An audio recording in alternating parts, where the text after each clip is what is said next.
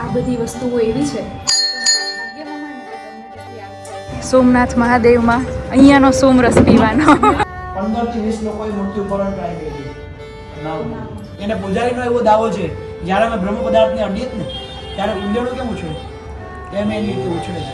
મને પહેલી વાર ખબર પડી કે સોમનાથનું નામ સોમનાથ શું કામ જુઓ ગાઈસ છે આવી વાતો તમે ક્યાંય ગૂગલ પર યુટ્યુબમાં કે વિકીપીડિયામાં તમને ક્યાંય જાણવા નહીં મળે. અહીંયા એવી રીતના છે અહીંયા ઓપ્રેસમાં જવું પડે એટલે કે વિના કપડે જવું પડે. દ્વારકાધીશને પણ આપ જોશો તો દ્વારકાધીશમાં પણ ભગવાનની 2 ભુજા નીચે છે 2 હાથ ઉપર છે. અહીંયા 3 હાથ ભગવાનના ઉપર છે. કઈ જેવું કે ને કે તમે હંમેશા કોઈની પાસેથી કાંઈક ઓલવેઝ શીખી જ શકો રાઈટ. હું આ એક ઇન્ટરેસ્ટિંગ અને બહુ ઇમ્પોર્ટન્ટ વસ્તુ શીખી છું ધ્રુવી પાસેથી.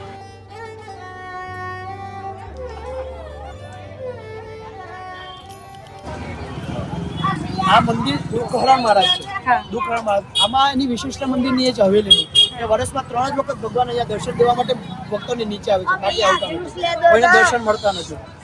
આ મંદિરમાં કોઈને ભગવાન દર્શન એમ આપતા નથી. દુઃખહરણ મહારાજ જઈએ ને. હા હા હા હા ચાલ આવી જાય.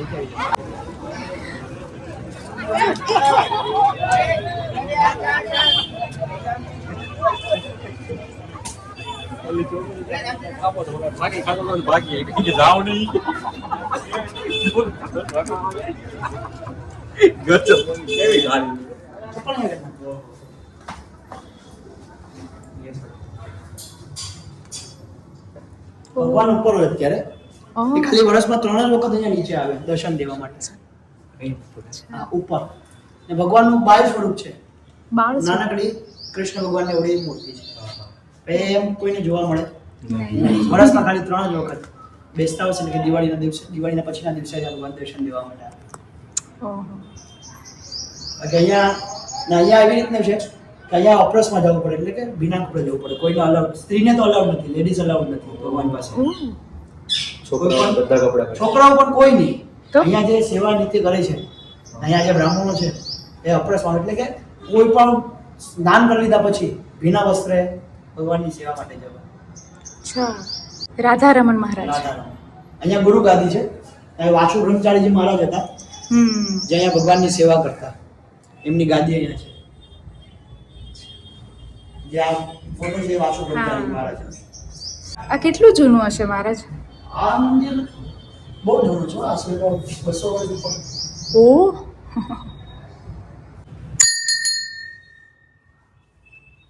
આ બધી વસ્તુઓ એવી છે કે તમારા ભાગ્યમાં હોય ને તો ગમે ત્યાંથી આવી જાય. અમે અહીંયા આગળ ખાલી વાતો કરવા ઊભા હતા અને તમે વિચારો અમે ક્યાં આવી ગયા છે. 200 વર્ષ જૂનું રાધારમણ મંદિર અને એના વિશેની વાત સાંભળીએ આપણે મહારાજના મોઢે. ચતુર્ભુજ રૂપ છે જે તમે બીજા બધા આખા વિશ્વમાં ક્યાંય પણ જોશો તો ભગવાનની 3 ભુજા ઉપર છે, 3 ભુજા નીચે છે, 1 ભુજા ઉપર છે. અહીંયા ભગવાનની 2 ભુજા ઉપર ને 2 ભુજા નીચે. 3 ભુજા ઉપર છે ને 1 ભુજા નીચે છે. બાકી એમાં 2 ઉપર ને 2 નીચે છે. દ્વારકાધીશને પણ આપ જોશો તો દ્વારકાધીશમાં પણ ભગવાનની 2 ભુજા નીચે છે, 2 હાથ ઉપર છે. અહીંયા 3 હાથ ભગવાનના ઉપર છે ને 1 જ હાથ ભુજા નીચે છે. દૈત્ય સુદન મંદિર હવેલી છે ઠાકોરજીની. ભગવાનનું ઓરિજિનલ નેમ છે દૈત્ય સુદન. જે અમારા સમાજના એક વ્યક્તિ હતા એમના ઘરમાં એક મૂર્તિ નીકળી હતી ઘરમાંથી વર્ષો પહેલા. એ લોકો અમે જોયેલું નથી પણ અમારા વડીલો એમ કહે છે કે જ્યારે મૂર્તિ નીકળી ને ચક્રતીર્થ અહીંયા આપણે ગયા ને આગળ આપણે તમે ફોટો લેવા માટે એન્ટ્રી કરી ને મંદિરમાં ત્યાં ચક્રતીર્થ છે નીચે જમીનમાં.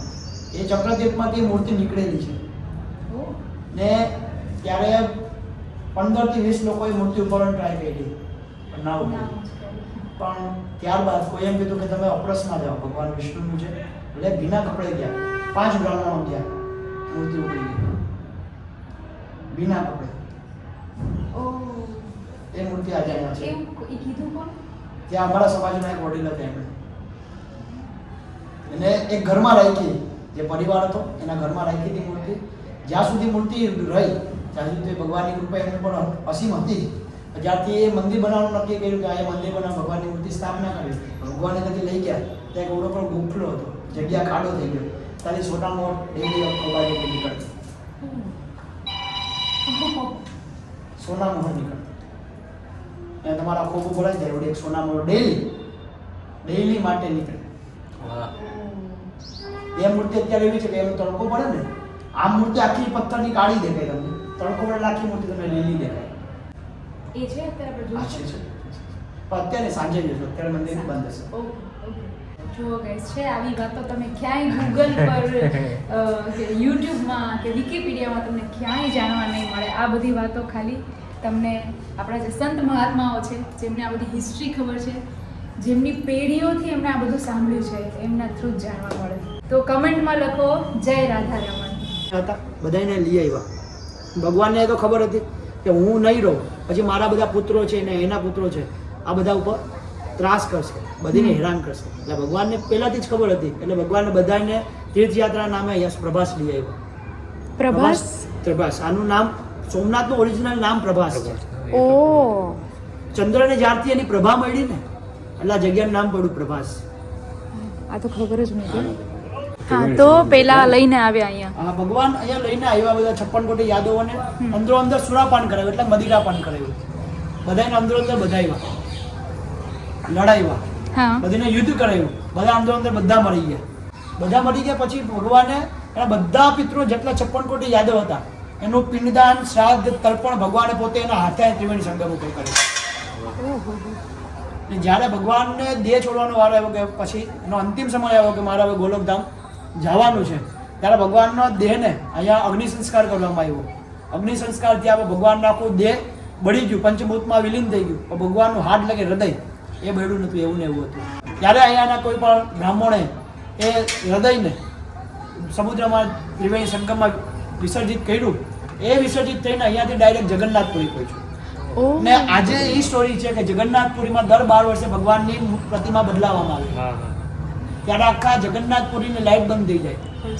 રાત્રે 12 વાગે આખા જગન્નાથપુરીની ગામની લાઇટ બંધ થઈ જાય. બ્રાહ્મણો જે પૂજારીઓ છે એના આંખોમાં પાટા બાંધવામાં આવે. પાટા બાંધીએ તે હાથમાં ગ્લવ્સ પહેરાવવામાં આવે, મોજા પહેરાવવામાં આવે. પછી એ બ્રહ્મ પદાર્થને ભગવાનની જે પ્રતિમા જૂની છે એમાંથી કાઢી નવી જે પ્રતિમા છે એમાં મૂકવામાં આવે. એને પૂજારીનો એવો દાવો છે જ્યારે અમે બ્રહ્મ પદાર્થને અડીએ જ ને ત્યારે ઉંદેડું કેમ ઉછળે એમ એની રીતે ઉછળે છે. આજના સમયમાં આ કળિયુગમાં એ એકદમ છે. હા, ઓ એટલા માટે, કારણ કે મેં ઇન્દ્રેશ મહારાજ જે કહે ને કે ભાઈ બધા એમાં એવું બોલ્યા છે કે કળિયુગનું જો કોઈ ધામ હોય તો એ એક જ છે જગન્નાથપુરી એમ. ઓહો, આ પૃથ્વીની 7 પુરી છે: મથુરા, માયા, કાશી, કાચી, કાંતિ, અવંતિકા, પુરી દ્વારા મતિશ્ચેવ સપ્તે તે મોક્ષદાયિકા. આ 7 પુરી તમે કરો ને તમારો મોક્ષ મળી જાય. એમાંની એક પુરી છે દ્વારિકા, જે મારે હજી બાકી છે. મેં કીધું ને મારા જો અહીંયા પહેલી વાર આવી છું, એમ હજી હું દ્વારકા એક પણ વાર નથી ગઈ. હું હમણાં જ બદ્રીનાથ કરીને આવીને તો ત્યાં આગળ મને એવું કીધું કે જાગેશ્વર મહાદેવ છે, એ બી જ્યોતિર્લિંગ છે એવું કીધું. તો એ એમાં જાગેશ્વરમાં જ્યોતિર્લિંગ તરીકે નથી આવતું, હે ને? હા, એમાં 12 જ્યોતિર્લિંગનો આખો શ્લોક છે. સૌરાષ્ટ્રે સોમનાથં છે, શ્રીશૈલ્ય મલ્લિકાર્જુનમ, ઉજ્જૈન્યામ મહાકાલમ, ઓમકારમ અમલેશ્વરમ, પરલ્યામ વૈદ્યનાથં છે, ડાકિન્યામ ભીમશંકરમ, સેતુ બંધેતુ રામેશમ, નાગેશમ દારુકાવને, વારાણસ્યામ તુ વિશ્વેશમ, ગૌતમમ ત્રંબકમ ગૌતમી તટે, હિમાલયતુ કેદારમ, દુષ્મેશં ચ શિવાલય, એતાની જ્યોતિર્લિંગાની સાયં પ્રાતઃ પઠન્નર સપ્ત જન્મ પ્રથમ પાપમ સ્મરણેન વિનશ્યતિ. આ 12 જ્યોતિર્લિંગના ખાલી તમે નામ લ્યો ને દિવસમાં તો તમને કોઈ રોગ અડી શકતો નથી. એમાંનું જે કેદાર ધામ જાઓ ત્યાં ભગવાન ભૈરવની ઘાટી છે ઉપર, ભૈરવ ઘાટી. હા, ત્યાં ભૈરવનું મંદિર છે ઉપર, થોડું ઉપર સ્ટેપ ચડવું પડે ત્યાં ભૈરવનું મંદિર છે. એવી માન્યતા છે કે જ્યાં સુધી તમે ભૈરવના દર્શન ના કરો ત્યાં સુધી તમારા કેદારધામના દર્શન નથી થતા. તો પહેલા એ કરવા કેદારનાથ પછી છે, કેદારનાથથી થોડુંક આમ ઉપર જ છે એ સાઈડ. મંદિર છે, મેન મંદિર છે, કેદારનાથ મંદિર એનાથી જે છે પછી. ત્યાં પણ આ લેફ્ટ હેન્ડ સાઈડ ઉપર આવે. ઓકે. ને મંદિરની પાછળ જ છે ને ભીમશિલા છે. હા, ભીમશિલા. હા, જેને પેલું પથ્થર જે આખો છે. હા, ભીમ. લોકોની માન્યતા એવી છે, વડીલો પણ એમ કહે છે કે જ્યાં સુધી તમે ભૈરવના દર્શન ના કરો ત્યાં સુધી કેદારનાથ ધામના દર્શન થતા નથી. એ જેમ કદાચ અમે ત્યાં ગયા હતા ને બદ્રીનાથમાં દર્શન કરવા, ત્યારે એવું કીધું હતું કે જેમ તમે આ કેદારનાથ બાબાનું કીધું એવી રીતે કે બદ્રીમાં બી એવું છે કે 7 બદ્રી છે, આદિ બદ્રી, વૃદ્ધ બદ્રી, પંચ કેદાર પણ છે. હા, પંચકેદાર બી છે. એ ત્યાં જ છે. હા, એ પંચકેદારમાં અમે ગયા હતા કલ્પેશ્વર, જ્યાં એમની જટા છે ને, ત્યાં અમે એક જગ્યાએ જઈ શક્યા હતા. હજી કેદારનાથ નથી થયું પણ કલ્પેશ્વર છે. એટલી સરસ વાતો કર્યા પછી અત્યારે વારો છે સોમનાથ મહાદેવમાં અહીંયાનો સોમરસ પીવાનો. અહીંયાનો શેરડીનો રસ. બેસવું જ નથી. આ મારા મોટા ભાઈ સમાન છે હર્ષભાઈ. અરે નમસ્તે. મારા મોટા ભાઈ છે. નમસ્તે.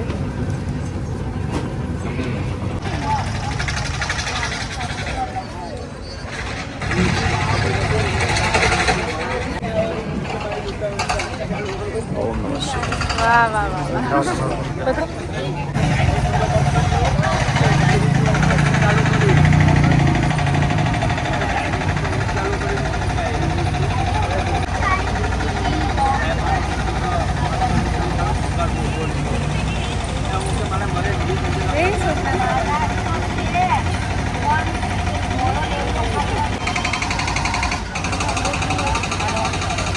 આંખ જો કરે.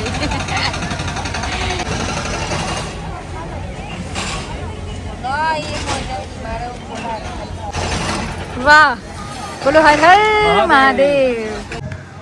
આટલા સરસ દર્શન કર્યા પછી હવે ટાઈમ છે પેટ પૂજાનો. આજે સવારથી અમે કાંઈ નથી ખાધું. અમે ત્યાંથી જે નીકળ્યા સાસણગીરની પછી. સો હવે અમારું આખા દિવસનું આ ફર્સ્ટ મીલ છે. આઈ એમ હેવિંગ સમ રાઈસ, કારણ કે મને બીજું કંઈ ખાવાનું રિસ્ક નથી લેવું. We are having dosa and one more item is coming, uttapam. So guys, એની પહેલા તો કેવા રહ્યા દર્શન? નોલેજ એક નંબર. જાણવા મળ્યું એ બહુ એ સોમનાથનું નવું નામ, જૂનું નામ, પ્રભાસ. કોઈને નહીં ખબર.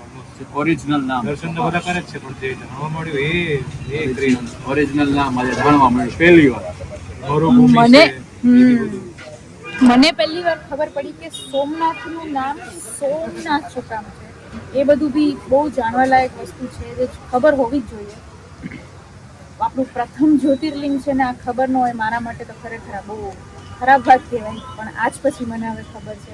એન્ડ આઈ હોપ આપણા આ માધ્યમ દ્વારા હવે તમને બધાને બી ખબર છે, હે ને? કઈ જેવું કે ને કે તમે હંમેશા કોઈની પાસેથી કાંઈક ઓલવેઝ શીખી જ શકો, રાઈટ? હું આ એક ઇન્ટરેસ્ટિંગ અને બહુ ઇમ્પોર્ટન્ટ વસ્તુ શીખી છું ધ્રુવી પાસેથી. મારા જે ભાઈ છે વિશાલભાઈ, એમની ડોટર ધ્રુવી પાસેથી. અમે હમણાં જે ટૂર કરીને એ આખી ટૂરમાં અમે એવી જગ્યાએ હતા કે જ્યાં you never know about the taste of the food, right? એટલે તમે રિસ્ક ના લઈ શકો કે તમને ઢોસા ભાવે છે તો આખેલું કેવું હશે, પાઉંભાજી ભાવે છે તો તેલવાળું કેવું હશે. બધી વસ્તુમાં થોડું રિસ્ક રહે. એની એવી એક વસ્તુ કરીને જે હું શીખી છું એનામાંથી કે એ જ્યાં બી જાય ને એ આ જ વસ્તુ ઓર્ડર કરે, વિચ ઇઝ ફ્રાઈડ રાઈસ. આમાં વેજીટેબલ બી આવી જાય, રાઈસ બી આવી જાય, અને આ એવી આઈટમ છે જેમાં લીસ્ટ રિસ્ક છે. આમાં તમને ટેસ્ટમાં મોસ્ટલી કંઈ વાંધો ના આવે અને તમારું પેટ બી ભરાઈ જાય. સો યસ, આ fried rice any credit goes to Dhruvi. હવે આપણે અહીંયાથી જમીને એટલી ઇન્ટરેસ્ટિંગ જગ્યાએ જઈએ છીએ. જોડાયેલા રહેજો, સ્ટે ટ્યુન. એક પણ જગ્યા ચૂકતા નહીં, બહુ મજા આવશે જોવાની. તો હવે આપણે આવી ગયા છીએ આપણા નેક્સ્ટ ડેસ્ટિનેશન પર. આ જગ્યાનું નામ છે 5 પાંડવ ગુફા, જેનું એક નામ હિંગળાજ માતા ગુફા પણ છે.